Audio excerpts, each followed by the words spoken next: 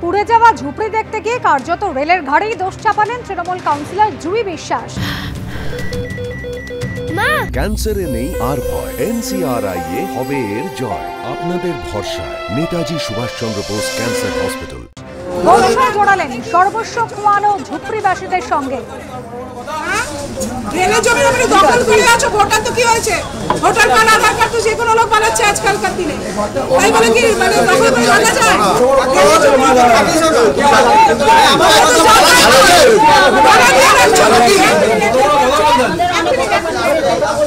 এখানে ঘর করে ভাড়া দিচ্ছ, তোমরা ভাড়া দিচ্ছ এখানে ঘর করে। এই যে জায়গার ঘিরে রয়েছে রেলের তো কোনো হেলদোল নেই, আমরা দেখতে পাচ্ছি না রেলের তরফ থেকে যে এখানে কোনো দিন ইন্সপেকশনে এসছেন, কীভাবে আছেন মানুষগুলো, কেন আছেন, বা এদের কোনো কোথাও রাখা যায় কি না, পুনর্বাসন দেওয়া যায় কিনা, কোনো ব্যবস্থা করেন না।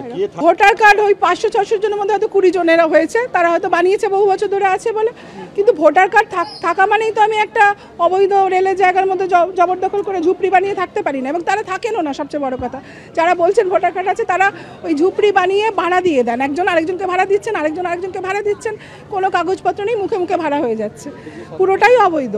কিছু ভাই যেটা পড়ে আছি ওইটাই পেঁচেছে ভাই, আর কি বাজবে, আর কিছু আছে।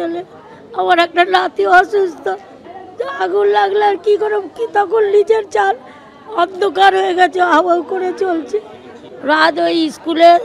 ব্রিগেডিয়ার দাস, এর আগে যখন বাংলাদেশের কট্টরপন্থী নেতারা একের পর এক হুমকি দিচ্ছিলেন এই রাজ্যকে উদ্দেশ্য করে, এই দেশকে উদ্দেশ্য করে, তখন মিথ্যা আস্ফালন মনে হচ্ছিল, কিন্তু এর দেখা যাচ্ছে যে জঙ্গিদের এক্সপোর্ট হচ্ছে এবং তারা একের পর এক ভুয়া আধার কার্ড থেকে শুরু করে পাসপোর্ট বানাচ্ছে, সেটাও সহজলভ্য হয়ে যাচ্ছে।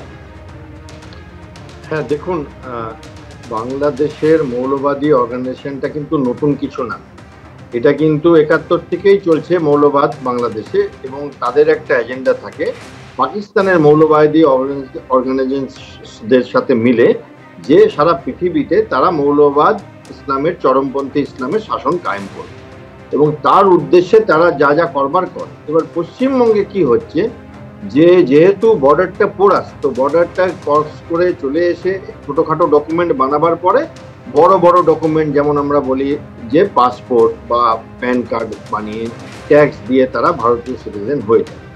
এবং এই মানুষগুলোর মধ্যে যারা পাসপোর্ট বানায় তাদের তো আরও গভীর চক্রান্ত আছে, কারণ তারা চায় দরকার হলে দেশ ছেড়ে পালাতে, কোনো নাশকতার কাণ্ড ঘটিয়ে, আবার দরকার হলে ট্রেনিং নিয়ে পাকিস্তান থেকে বা অন্য কোনো দেশের মানে ট্রেনিং নিয়ে সেখান থেকে আবার ফেরত আসতে।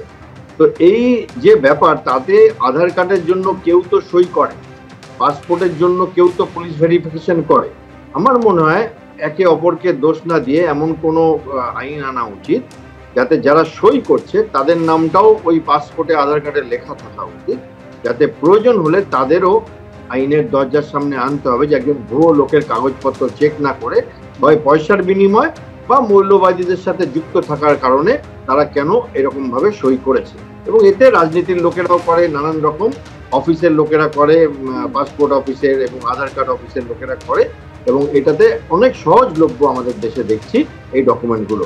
বাট আপনারা যেটা দেখাচ্ছেন এটা 1 না 2 না 100 না, হাজার হাজার মানুষ কিন্তু আছে এই মুহূর্তে যারা এরকম ভাবে বৈধ পরিচয়পত্রের সাথে পশ্চিমবঙ্গে ঘুরে বেড়াচ্ছে, যারা বাংলাদেশি, এবং তাদেরকে খুঁজে বার করার চেষ্টা চলছে। অনেক ধন্যবাদ ব্রিগেডিয়ার দাস।